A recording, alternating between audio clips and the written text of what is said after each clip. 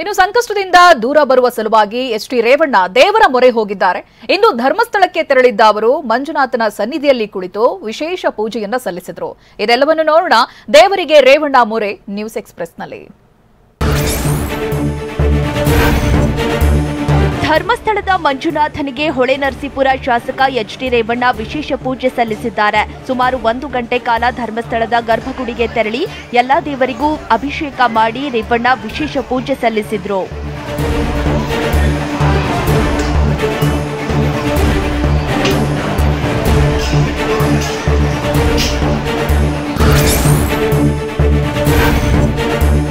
ಕಳೆದ 40 ವರ್ಷಗಳಿಂದ ನಾನು ರಾಜಕಾರಣದಲ್ಲಿದ್ದೇನೆ. 25 ವರ್ಷ ನಾನು ಶಾಸಕನಾಗಿ ಕೆಲಸವನ್ನ ಮಾಡ್ತಿದ್ದು ಕಾನೂನು ಬಗ್ಗೆ ಗೌರವವಿದೆ, ದೇವರ ಬಗ್ಗೆ ನಂಬಿಕೆ ಇದೆ ಅಂತ ಎಚ್.ಡಿ. ರೇವಣ್ಣ ಹೇಳಿದ್ದಾರೆ. ದೇವರ ದರ್ಶನದ ಬಳಿಕ ಮಾತನಾಡಿದ ಎಚ್.ಡಿ. ರೇವಣ್ಣ, ಪ್ರಕರಣ ಕೋರ್ಟ್ನಲ್ಲಿ ಇರೋದ್ರಿಂದ ಪ್ರತಿಕ್ರಿಯಿಸಲ್ಲ. ಶ್ರೀ ಮಂಜುನಾಥ ಸ್ವಾಮಿ ಮೇಲೆ ನನಗೆ ನಂಬಿಕೆ ಇದೆ ಅಂತ ಹೇಳಿದ್ರು. ನಾನು ರಾಜ್ಯದಲ್ಲಿ ಕಳೆದ 40 ವರ್ಷದಿಂದ ರಾಜಕಾರಣದಲ್ಲಿದ್ದೀನಿ. 25 ವರ್ಷ ಶಾಸಕನಾಗಿ ಕೆಲಸ ಮಾಡಿದ್ದೀನಿ. ನನಗೆ ಕಾನೂನು ಬಗ್ಗೆ ಗೌರವ ಇದೆ, ದೇವ್ರ ಬಗ್ಗೆ ನನಗೆ ನಂಬಿಕೆ ಇದೆ. ಅಷ್ಟೇ, ನಾನು ಇನ್ನೇನು ಹೇಳಕ್ಕೆ ಹೋಗಲ್ಲ. ಈಗ ಕೋರ್ಟಲ್ಲಿರುವ ನಾನು ಯಾವುದೇ ವಿಷಯಕ್ಕೆ ನಾನು ರಿಯಾಕ್ಟ್ ಮಾಡಿ. ಮಂಜುನಾಥ ಸ್ವಾಮಿನೇ ನನಗೆ ಇದೆ. ನನಗೆ ಎಲ್ಲ ಕ್ಷೇತ್ರಗಳು ಅದಕ್ಕಿಂತ ಹೆಚ್ಚಾಗಿ ಮಂಜುನಾಥ ಇವತ್ತು ಸೋಮವಾರ ಇದೆ. ಮಂಜುನಾಥನ ದರ್ಶನ ಮಾಡಿದ್ದೀನಿ. ಎಲ್ಲ ಮಂಜುನಾಥನ ಬಿಡ್ತೀನಿ. ರಾಜ್ಯದ ಜನ ನ್ಯಾಯಾಲಯದ ಮೇಲೆ ನನಗೆ ನಂಬಿಕೆ ಇದೆ ಅಂತ ಎಚ್.ಡಿ. ರೇವಣ್ಣ ಪ್ರಜ್ವಲ್ಗೆ ದೇವೇಗೌಡರು ಪತ್ರ ಬರೆದಿರೋ ಬಗ್ಗೆ ನನಗೆ ಗೊತ್ತಿಲ್ಲ ಅಂದ್ರು. ಧರ್ಮಸ್ಥಳದಲ್ಲಿ ಮಾತನಾಡಿದ ಅವರು, ಹಾಸನ ಚಲೋ ಕಾರ್ಯಕ್ರಮದ ಬಗ್ಗೆ ನನಗೆ ಗೊತ್ತಿಲ್ಲ, ಯಾವುದರ ಬಗ್ಗೆಯೂ ನಾನು ಪ್ರತಿಕ್ರಿಯೆ ನೀಡಲ್ಲ ಅಂದ್ರು. ನನಗೆ ಅದರ ಬಗ್ಗೆ ಏನು ಗೊತ್ತಿಲ್ಲ ಸರ್. ಪ್ರಜ್ವಲ್ರನ್ನ ದೇವೇಗೌಡ್ರೆ ಕಳಿಸಿದ್ದಾರೆ ಎನ್ನುತ್ತಾರಲ್ಲ, ಅದಕ್ಕೆ ಸಿಎಂಗೆ ಉತ್ತರ ಕೊಟ್ಟೆ. ಆದ್ರೆ ಸಿಎಂ ಸಿದ್ದರಾಮಯ್ಯ ಅವರು ನೀವೇ ಕಳುಹಿಸಿದ್ದೇವೆ ಎನ್ನುತ್ತಾರೆ ಅಂತ ಮಾಜಿ ಸಿಎಂ ಎಚ್.ಡಿ. ಕುಮಾರಸ್ವಾಮಿ ಹೇಳಿದ್ರು.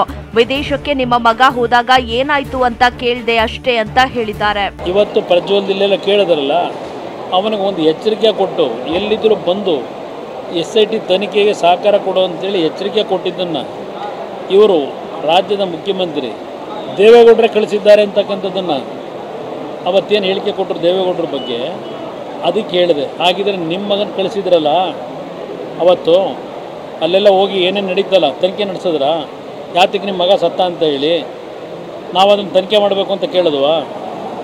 ಇದನ್ನು ರಾಜಕೀಯ ಬಳಕೆ ಮಾಡ್ಕೊಳ್ಳೋದು ಬೇಡ ಅನ್ನೋದಕ್ಕೆ ಕೇಳಿದ್ದೇನೆ. ಪ್ರಜ್ವಲ್ ಅತ್ಯಾಚಾರ ಮಾಡಿ ಹೋಗಿದ್ದಾನೆ ಎನ್ನುತ್ತಾರಲ್ಲ, ಸಿದ್ದರಾಮಯ್ಯ ಮಗ ಸಾಧುಗಳ ಜೊತೆ ವಿದೇಶಕ್ಕೆ ಹೋಗಿದ್ರ ಅಂತ ಮಾಜಿ ಸಿಎಂ ಎಚ್.ಡಿ. ಕುಮಾರಸ್ವಾಮಿ ಹೇಳಿದ್ದಾರೆ. ಇವ್ರ ಮಗ ವಿದೇಶಕ್ಕೆ ಹೋದ್ನಲ್ಲ, ಪಾಪ ವಿದೇಶಕ್ಕೆ ಹೋಗಿ ಆ ದುರ್ಘಟನೆ ನಡೀತಲ್ಲ, ಯಾವ ಒಂದು ಕಾರ್ಯಕ್ರಮಕ್ಕೆ ಹೋಗಿದ್ದು ಅವತ್ತು ಇವ್ರು ಪರ್ಮಿಷನ್ ತಗೊಂಡು ಹೋಗಿದ್ರ? ಹಾಗಿದ್ರೆ ಇವ್ರ ಮಗನ ಜೊತೆ ಯಾರ್ಯಾರು ಹೋಗಿದ್ರು, ಎಷ್ಟು ಜನ ಇದ್ದರು, ಅಲ್ಲಿ ನಡೆದಂಥ ಘಟನೆಗಳೇನು ಅಂತಕ್ಕಂಥಕ್ಕೆ ಒಂದು ತನಿಖೆ ಯಾಕೆ ಮಾಡಲಿಲ್ಲ? ಯಾತಕ್ಕೆ ಮಾಡಲಿಲ್ಲ? ಅದನ್ನು ಯಾಕೆ ಮುಚ್ಚಿಟ್ರು? ಅದಕ್ಕೆ ಇವರೇ ಕಳಿಸಿದ್ರು ಅವ್ರನ್ನ. ಹಾಗಿದ್ರೆ ಪರ್ಮಿಷನ್ ಕೊಟ್ಟು ಇಲ್ಲಿ ಬೆಳೆದಂಥ ಮಕ್ಕಳು ಪ್ರತಿ ಕುಟುಂಬದಲ್ಲಿ ಪ್ರತಿಯೊಂದು ಅವ್ರ ತಂದೆ ತಾಯಿಗಳು ಕೇಳಿ ಮಾಡ್ತಾರ. ತನ್ನನ್ನ ದೇವರೇ ಕಳಿಸಿದ್ದಾರೆ ಅನ್ನೋ ಮೋದಿ ಹೇಳಿಕೆಗೆ ಕಾಂಗ್ರೆಸ್ ನಾಯಕರು ಕಿಡಿಕಾರಿದ್ದಾರೆ. ಮೋದಿ ಪರಮಾತ್ಮ ಅಂತ ಹೇಳ್ತಿರೋದು ಚುನಾವಣೆ ಬಳಿಕ ಇಡಿ ಅಧಿಕಾರಿಗಳು ಕೇಳೋದಕ್ಕೆ ಅಂದಿದ್ದಾರೆ. ಇನ್ನು ಸಿಎಂ ಸಿದ್ದರಾಮಯ್ಯ ಮೋದಿ ಏನ್ ದೇವರ ಅವತಾರನ ಅಂದಿದ್ದಾರೆ. ಇದೆಲ್ಲವನ್ನು ನೋಡೋಣ. ದೇವದೂತ ವಿವಾದ ನ್ಯೂಸ್ ಎಕ್ಸ್‌ಪ್ರೆಸ್‌ನಲ್ಲಿ. ರಾಷ್ಟ್ರ ರಾಜಕೀಯದಲ್ಲಿ ಸದ್ಯ ದೇವದೂತ ವಿಚಾರ ಮುನ್ನೆಲೆಗೆ ಬಂದಿದೆ. ತಮ್ಮನ್ನ ದೇವರು ಕಳಿಸಿದ್ದಾರೆ ಎಂದಿದ್ದ ನರೇಂದ್ರ ಮೋದಿ ವಿರುದ್ಧ ಕಾಂಗ್ರೆಸ್ ನಾಯಕರು ಮುಗಿಬಿದ್ದಿದ್ದಾರೆ. ಕಳೆದ ಮೇ 24ನೇ ತಾರೀಕು ಪ್ರಚಾರದ ವೇಳೆ ಮಾತನಾಡಿದ ಪ್ರಧಾನಿ ಮೋದಿ, ನನ್ನನ್ನ ಈಶ್ವರ ಯಾವುದೋ ಕೆಲಸಕ್ಕಾಗಿ ಕಳಿಸಿದ್ದಾನೆ, ಯಾವುದೋ ಒಂದು ಉದ್ದೇಶಕ್ಕಾಗಿ ಕಳಿಸಿದ್ದಾನೆ ಅಂತ ಹೇಳಿದ್ರು. शायद ईश्वर ने ही मुझे किसी काम के लिए भेजा है, किसी पर्पज के लिए भेजा है, और ईश्वर ही मुझसे सब कुछ करवाता है. शायद ईश्वर ने ही मुझे ಈಶ್ವರನೇ ನನ್ನ ಕಳಿಸಿದ್ದಾನೆ ಎಂಬ ಪ್ರಧಾನಿ ನರೇಂದ್ರ ಮೋದಿ ಹೇಳಿಕೆಗೆ ಕಾಂಗ್ರೆಸ್ ನಾಯಕ ರಾಹುಲ್ ಗಾಂಧಿ ಲೇವಡಿ ಮಾಡಿದ್ದಾರೆ. ಚುನಾವಣೆ ಬಳಿಕ ಇದೇ ಇಡಿ ಅಧಿಕಾರಿಗಳು ಮೋದಿಗೆ ಪ್ರಶ್ನೆ ಕೇಳಿದ್ರೆ ಅವಾಗ ನನಗೇನು ಗೊತ್ತಿಲ್ಲ, ಪರಮಾತ್ಮ ಹೇಳಿದಂತೆ ನಾನು ಮಾಡಿದ್ದೇನೆ ಅಂತ ಹೇಳೋದಕ್ಕಾಗಿ ಈ ಕಥೆ ಸೃಷ್ಟಿಸಿದ್ದಾರೆ ಅಂತ ಕಾಲೆಳೆದಿದ್ದಾರೆ. ये उन्होंने पता है क्यों कहानी निकाली है? ये परमात्मा वाली, क्योंकि चुनाव के बाद जब वही ईडी के लोग नरेंद्र मोदी से अदानी जी के बारे में पूछेंगे तो नरेंद्र मोदी कहेंगे मैं नहीं जानता, परमात्मा ने कहा था।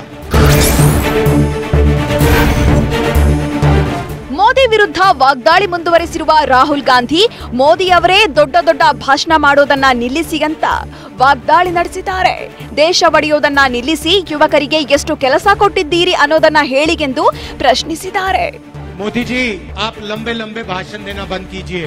आप देश को बांटने की कोशिश नहीं कीजिए। आप सबसे पहले देश के युवाओं को ये बताइए, बिहार के युवाओं को ये बताइए कि आपने हिंदुस्तान के युवाओं को कितना रोजगार दिया, कितनी नौकरियां दी।